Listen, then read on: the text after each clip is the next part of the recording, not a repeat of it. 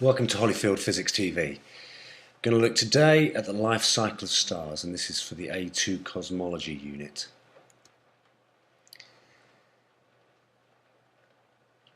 All stars begin life in a huge cloud of dust and gas, many light years across.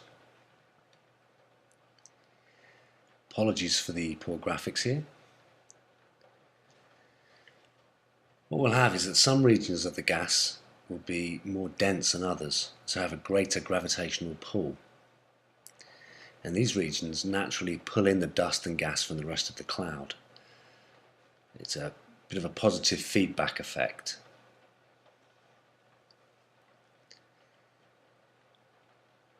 As the cloud collapses in on itself under its own gravity,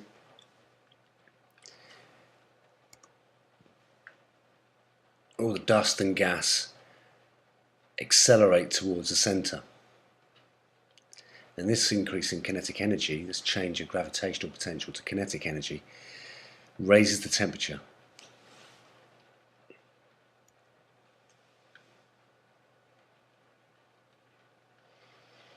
Provided the sun, the star, is large enough, the core becomes hot enough and fusion begins.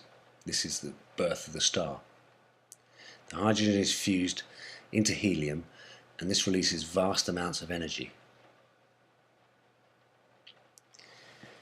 Gravity is still trying to squash it down, but the radiation pressure that's now produced balances this out, and we have a stable star, or what's called a main sequence star.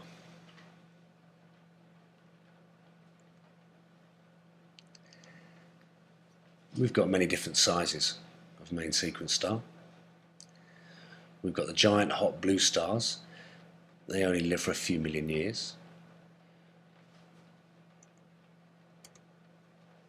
We've got small cool orange ones, and they will live, well, pretty much for the whole of eternity. And then we have medium-sized stars, yellow ones like the Sun, that will live around about 10 billion years. One would think that the larger the star, the longer it will live, but because of the huge amounts of gravity involved here, the larger stars, the ones with more mass, actually need to burn their fuel at a much faster rate to balance out the gravity, and that's why they don't live quite as long. Well, when the hydrogen runs out, what happens to them now depends solely on their mass. Sun-sized stars follow one route, and stars larger than 1.4 solar masses follow another. This 1.4 solar mass is called the Chandrasekhar limit, and it's the cutoff point between supernova, white dwarf.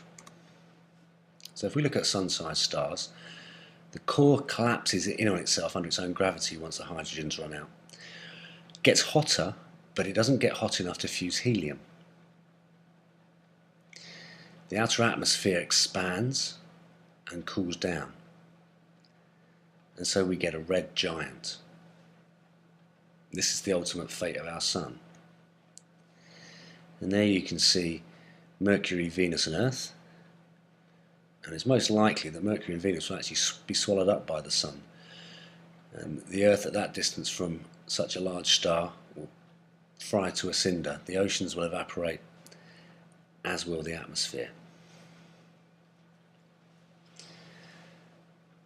After some time, the atmosphere of the red giant dissipates away, and all we're left with is an extremely small, extremely hot white dwarf, which will cool and become a red dwarf. And eventually, it will cool so much that it will become a black dwarf. In essence, our Sun will simply fade away from view. With the bigger stars, once the hydrogen is used up, the core still collapses and gets hotter, and the atmosphere expands just as before. But this time, the core becomes hot enough to fuse helium. The sort of temperatures we're talking about here, 10 to the 8, 10 to the 9 Kelvin. The helium runs out and we go through successive stages of contraction and fusion, heavier and heavier elements.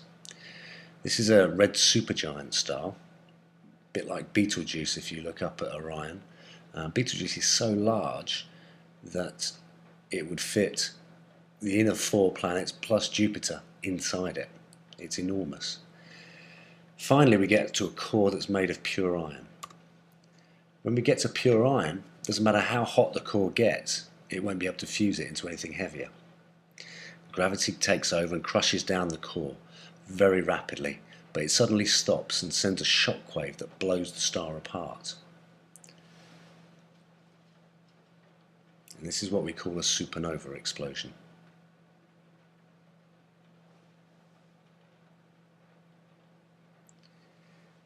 Supernovas will give out more light than 100 billion stars, more than an entire galaxy, but they eventually fade from view, and the ultra-dense core which is left behind is either going to be a neutron star or a black hole.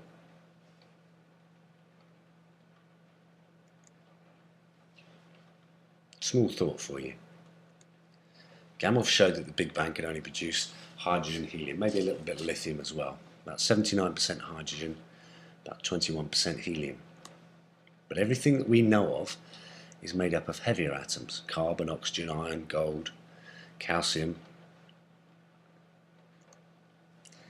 All of these elements, the only place they could possibly be produced is in stars, and then recycled by supernova explosions to form new stars and new solar systems, and eventually beings like us. Yep, we're made of stardust. This has been Holyfield Physics TV. I'm Richard Gould. Thanks very much for watching and listening. Work hard, do well in your exams.